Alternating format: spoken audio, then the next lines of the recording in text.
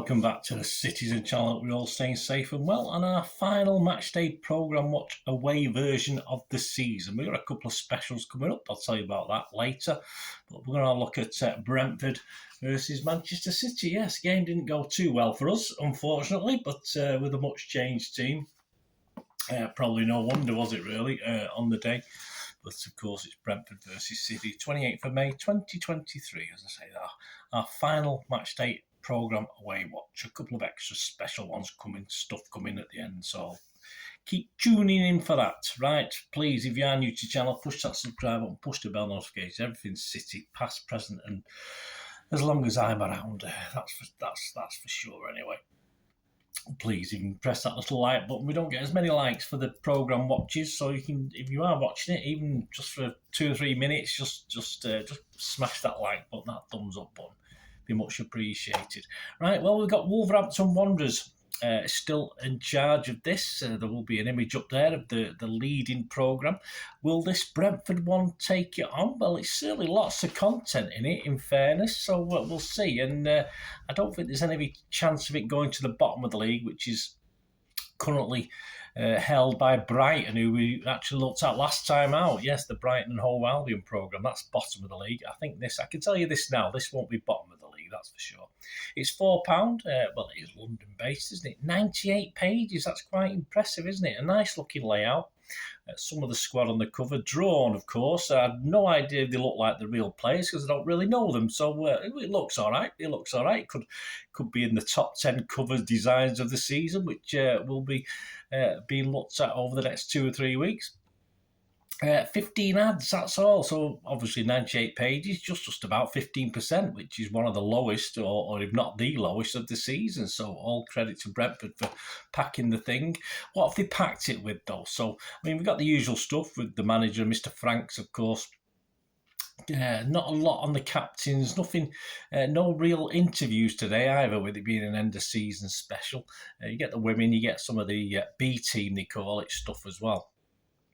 But, well, it is the end of the season. What have we got that's quirky or interesting on the Bees? So, unlike the City programme, which is a little bit disappointing for an end of the season programme, this is very good. You get lots of stuff packed in, summing up the season, and certainly for Brentford fans, a really, really good read, and it's not too bad for us City fans either.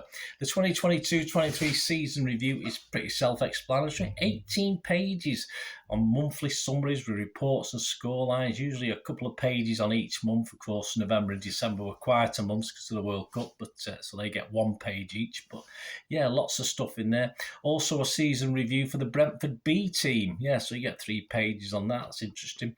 They've got the Nathan Creighton column. He's a young comedian and Brentford fan. Probably goes hand in hand, doesn't it? Summarising the season and his thoughts on some of the key players throughout the season. You've got 4 pages for the younger fans with a spot the ball and spot the difference and a guess who. Oh, I love that sort of thing. Did I get them right? I'm not telling you. Janssen A to Z is a look back at player Pontus Janssen, who actually is leaving Brentford to rejoin Malmo, where he started his football journey. And a real nice touch. There's 11 pages. So if you like Mr. Janssen, 11 pages, both full page and double. Just over the years, featured him over the years in colour and black and white. I love a black and white picture, and they look quite effective in black and white as well. On City itself, you got 11 pages on City, including pieces on Pep. You got pieces on 4 key players. Scout report looks back at our last 2 title-winning seasons, and also a look back at our last home win against Chelsea, with notes on how the players worked tactically on the day, etc. An interview with Manchester Evening News' Simon Bukowski on his thoughts of how the season went and his thoughts on this particular game. He did predict a 2-1 win for City, but he probably wasn't alone in that, was he? I did the same myself. Any City Brentford stuff, new or old? Well, there is. Yeah, I mean, that's what really suffered with the Brighton programme. There's bugger all in it about City and Brighton. But this Brentford one, you've got Big Ben Burgess doing a big match preview, and on 4 pages he looks forward to the final game and looks back, of course, on their success at the Etihad, the last game before the World Cup, where they actually beat us, don't forget, with the Tony Late winner. From the archive, his 3 pages looks at a match between Brentford and City at Griffin Park, of course, their home before they moved to this new community stadium. And it's a 3-match thing on a 1951 game back on the 3rd of March. So I've got another match report I can stick in my reference book there. 3rd of March 1951, attendance 24,288, witnessed Brentford 2, Manchester City 0. Yeah, so very, very good. So yeah, I like that from my own personal history point of view. Well, I can always make use of that in the future, sometime in the future.